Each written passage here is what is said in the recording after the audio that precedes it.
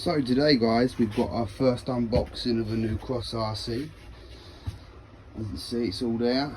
Workshop's a bit of a mess at the moment, so I'm sorry about that. Currently in the process of moving. It will be like this for a while, and then it's going to go in one of the actual bedrooms of the house. Pretty much bought a house to put all my RC stuff in. Anyway, let's get on with the unboxing.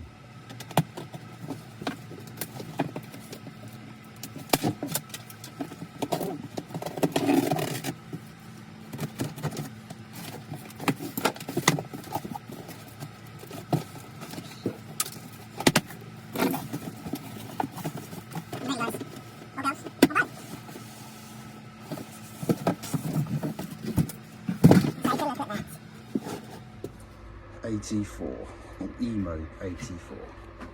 Now, as you can see, I've got a MC8 and a HC6. We've also got a MC6, but it's on a Traxxas body for performance. So I know CROSS, I like them. I've generally not liked any of their 4x4s, but this one I just had to have. It's got the locking diffs, it's got portals. Obviously, knowing me, I'm never going to leave it standard, and it'll probably end up with yet another Land Rover body on it.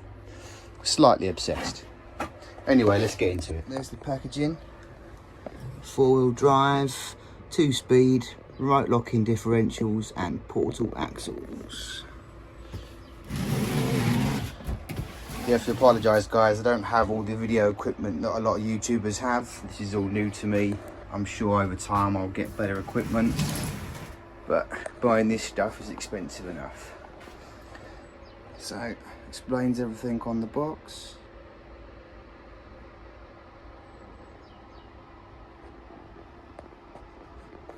Nice looking box, not overdone it on the artwork, just nice. There's all the dimensions. Back round to the front.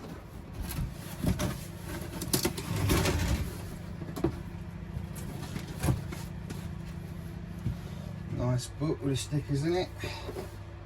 EMO AT4. All your reference numbers there. Don't know if I mentioned guys, but this one is the ready to run version. I obtained it from Simon at Green's Models. Always really good. Tries to do me a deal if he can. Everything's on time, never any problems. So yeah, highly recommend Green's Models. That's where I got this one from. I got the ready to run version because there was only about £40 difference in the ready to run version and the kit. Normally I'd go for kits because you can put your own electronics in it, but a bit short on cash at the moment. If I'd have got the kit version, it probably would have been another £200 in parts. So that's why I've got this.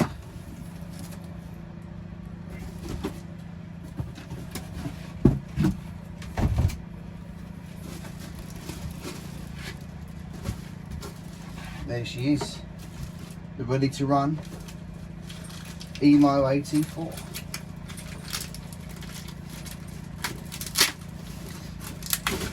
Always a lovely bit of kit, always need them, always lose them. Ready to run AT4. Comes with a very nice looking controller. Kind of reminds me of some of the Fly Sky ones. It's, let's have a look. AA batteries, I presume 4. Nice and tight though. Everything feels pretty good on it. On off switch, obviously all your trimming controls are in there, I presume. So we've got a nice manual. All the tools. I mean, this looks like the same manual they'd give you if it was a kit, so that's pretty good for any repair work as well. So again, excuse the room, it's slide on. Ideally everything would be the other way around, the camera would be in front, but I'm in a small shed that me and my dad built, or should I say my dad helped me build really, all out of things we found as well. So it's cost me nothing, other than maybe a tin of paint, which helps with buying things like this, because as we all know, the hobby is not cheap. Cheaper than doing the real off-roading. but it's not cheap. Anyway, look at that. That's a nice looking truck.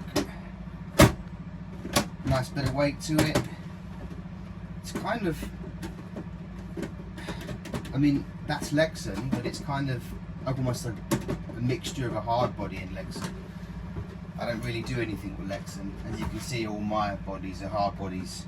So eventually this will be changed for probably a Land Rover. She's a nice looking rig.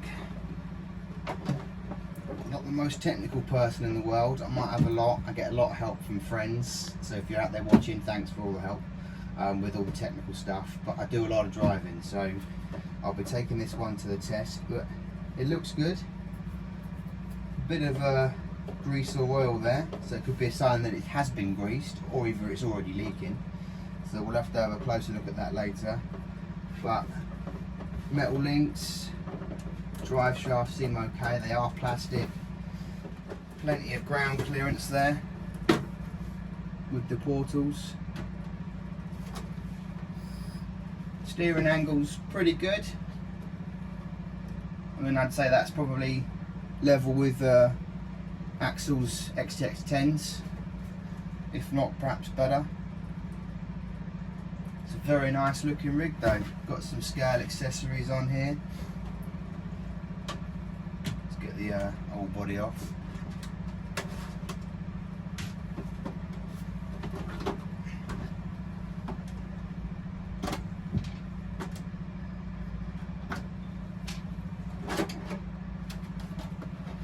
So you've got your lighting kit inside the body, connected straight in.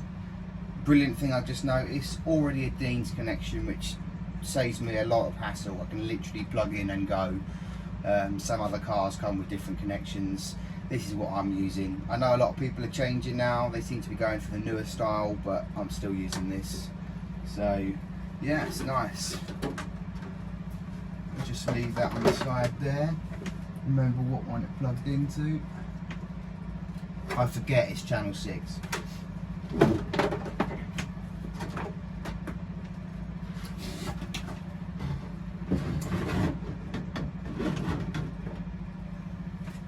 We've got our battery compartment here, nice and big. Probably take, I'd say that'd take my 5,000 milliamp, so that's pretty good.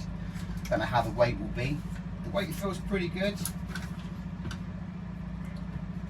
It's slightly front heavy by the looks of it. I mean, this is not a scientific test, me holding it vaguely in the middle, but that's pretty good. I find a lot of trucks when they go uphill are too lightweight on the front, and therefore they end up just pulling a wheelie, so I'm quite happy about that.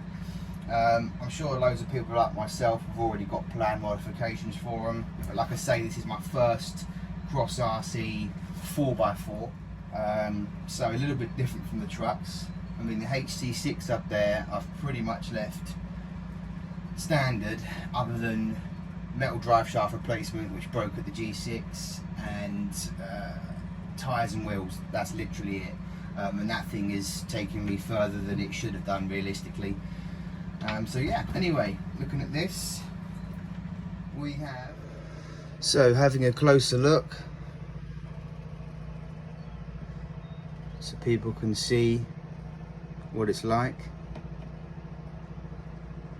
I'd say it seems pretty well built.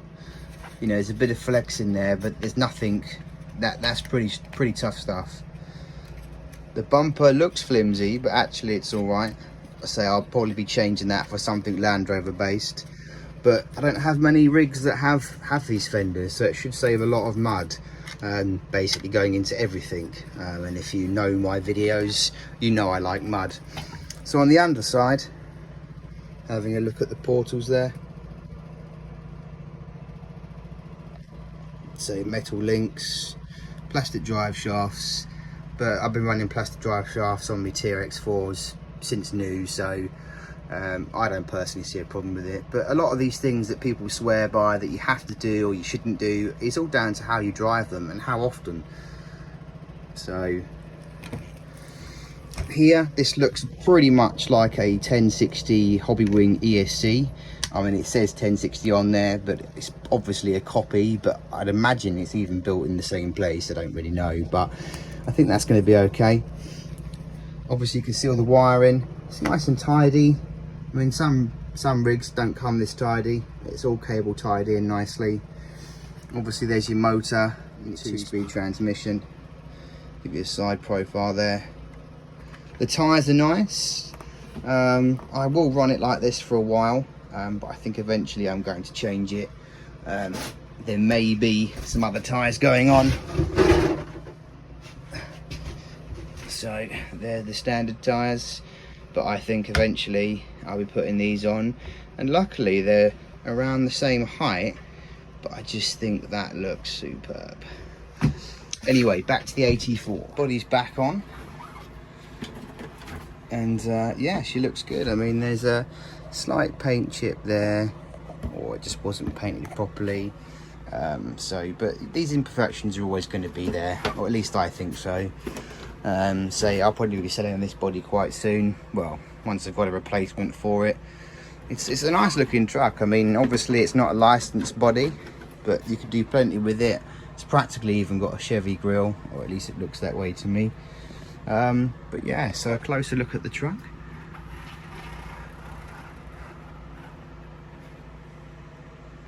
It's got a good stance, great amount of ground clearance. Portals make such a huge difference. I mean, for the true scale people, I understand that a lot of trucks aren't portal. Unimogs are probably about the only thing that I can think of that are portals. But, you know, it's like, for me, I'm one of these people, as long as it looks scale, it doesn't actually have to be exactly the same. But it makes a huge difference on the trails, and also, you know, doing trailing or even competitions, not to get hung up on the smallest of routes. So, you know, because when you go to things like the G6 and the Nationals, they're not really designed for the class 1s and 2s scale stuff. It's pretty extreme. So the last thing you need to do is get hung up on the basic stuff. So I'm a big fan of portals. And yes, most of my Land Rovers are running portals as well. So, but that's just me. That's my preference. But yeah, it's a nice looking truck.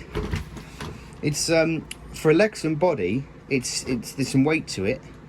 Obviously I'll be adding even more weight with a hard body, but yeah, it's a seriously nice looking truck.